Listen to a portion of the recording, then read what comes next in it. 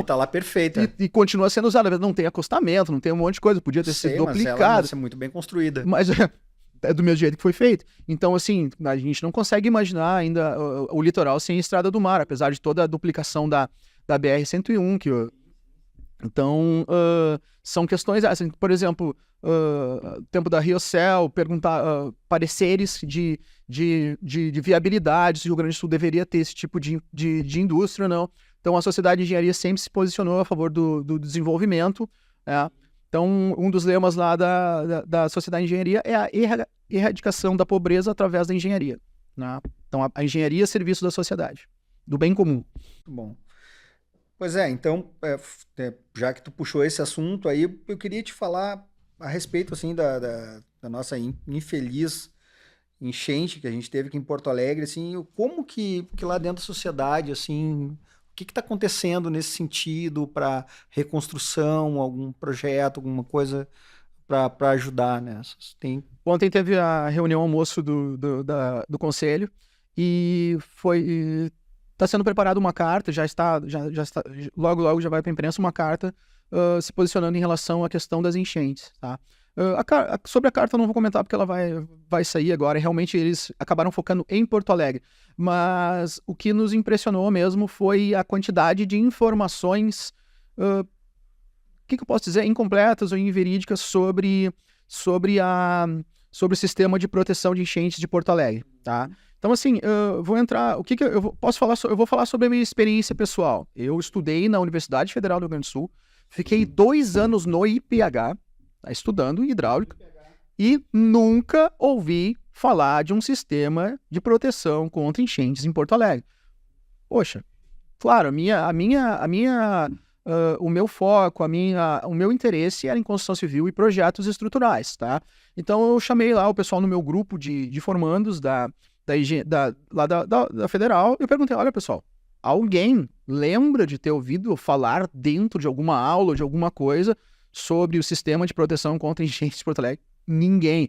E era a turma do pessoal que também se formou e não rodar em nada, era realmente sim, a turma sim. Era a turma ali do pessoal bem diferenciado.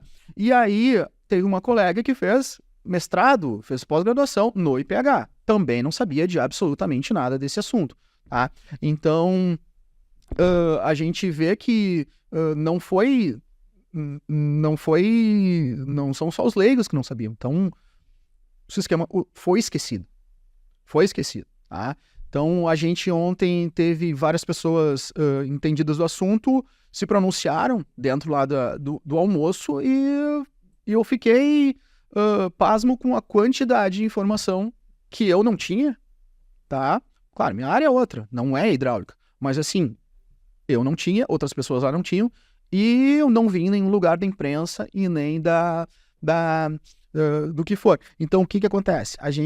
Eu solicitei ontem mesmo na reunião que depois dessa carta, que só envolve Porto Alegre, que seja seja publicado. Já tem um grupo para isso, não foi ontem que está sendo feito. Tem um grupo para tratar desse assunto da enchente e para ver o que deve ser feito. Da sociedade mesmo, entre as câmeras, da sociedade de engenharia, porque assim, havia saído ano passado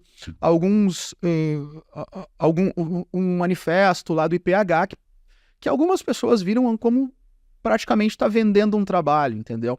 Então, para isso que a sociedade de engenharia serve, ela é isenta de conflito de interesses. Então, a gente filtra as informações e junto com os outros voluntários, tenta montar algo que seja de interesse da sociedade, não de grupos particulares. Então, esse grupo está montando esse trabalho, né? E eu pedi que as informações que ontem foram impressionantes, foram 3 pessoas bem entendidas do assunto que falaram coisas completamente diferentes. Então, eu falei que essas coisas têm que ser alinhadas e essas informações devam ser alinhadas para que cheguem no público informações coerentes.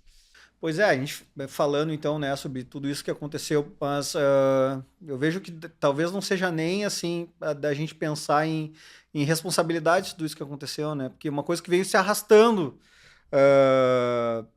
ao longo de gestões assim de governo, né? Quer dizer, no meu entendimento, eu vejo que talvez tenha falhas de manutenção do sistema, ou o sistema ser falho por natureza, mas eu acho difícil achar um Foi culpado, bem não sei. interessante. Ontem foi bem esclarecedor, tá?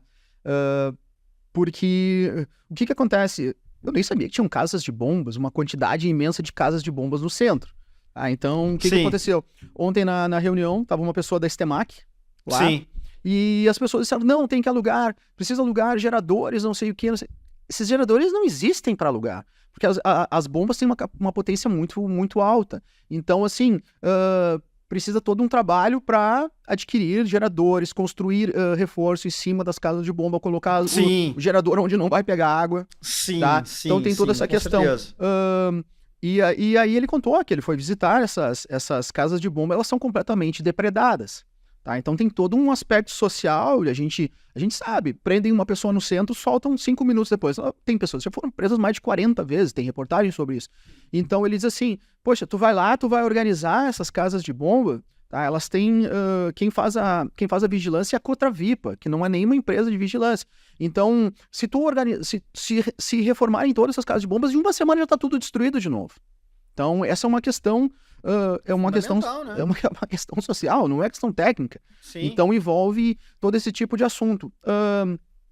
Mencionaram também, tá? Seria legal, eu acho. O que acontece? Eu sou engenheiro civil, eu fiquei 2 anos estudando dentro do IPH durante a graduação e não sabia desse assunto. Então, assim, eu nunca me pronunciei. A Sociedade de Engenharia, há 2 anos atrás, 2 anos atrás, emitiu uma carta, um parecer dizendo que o muro da Mauá não deveria ser retirado. Tá?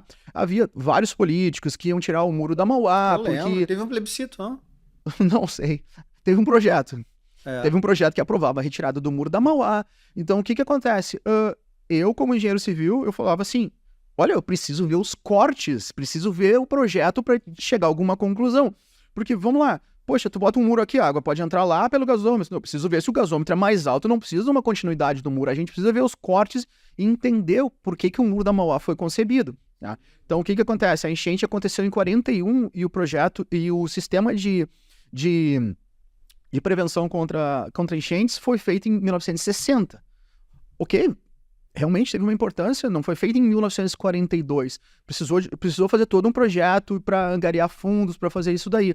Tá? Foi um órgão que hoje não existe mais, o DNOAS, uma coisa assim, do governo passado, daquela época. Tá? Então, assim, teve todo um cuidado para fazer isso daí. Só que, assim, ontem foi mencionado que as bombas não fariam diferença. Por quê? Tem todo um sistema de diques. Agora todo mundo é entendido de diques, tá? Que antes para nós era BR-101, era Freeway, era Castelo Branco.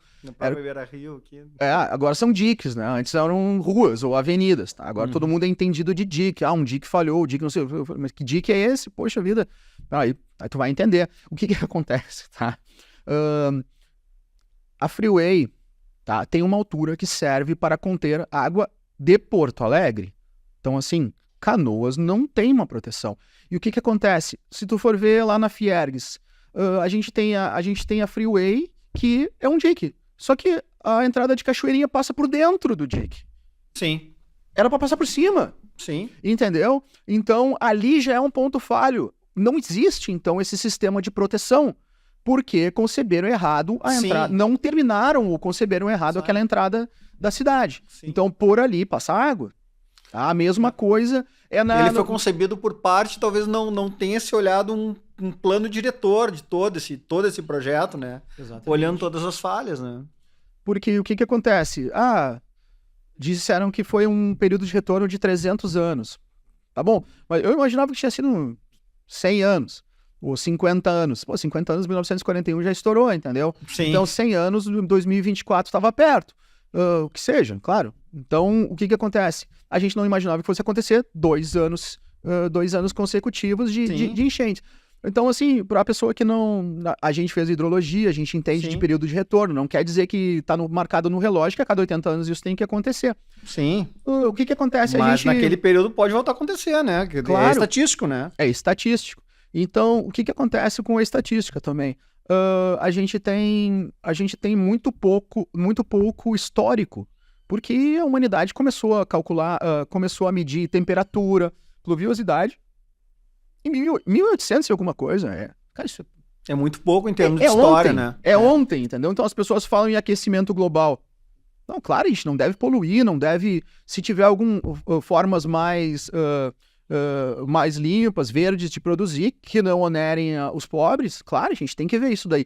Só que a gente começou a medir temperatura ontem, entendeu? A Terra teve 7 períodos glaciais. Então, sim. Sim, perfeito.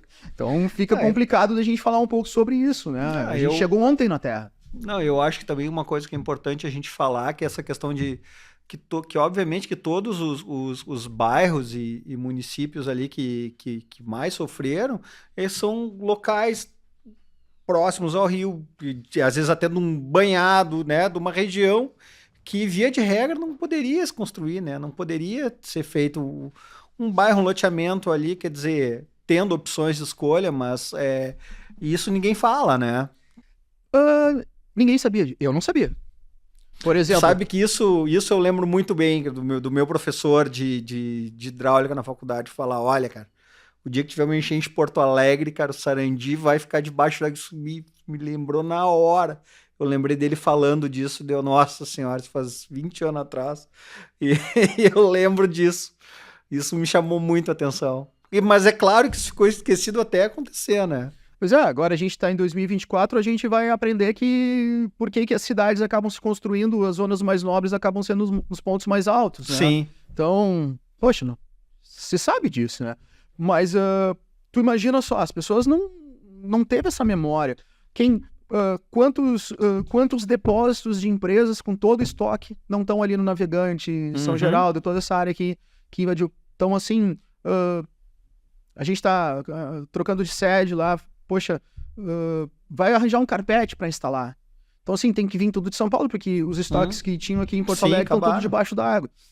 Então, a gente faltou realmente o histórico, faltou, sabe?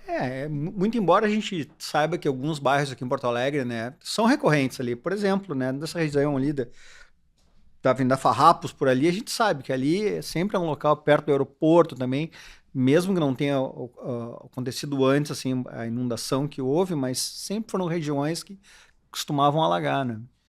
Relembrando as minhas épocas de obra, por exemplo, a areia, claro, hoje vem argamassa ensacada, já vem tudo industrializado, difícil ter cimento na obra, né? Então, Sim. a gente não recebe aquele montão de areia, ainda tem um pouco, mas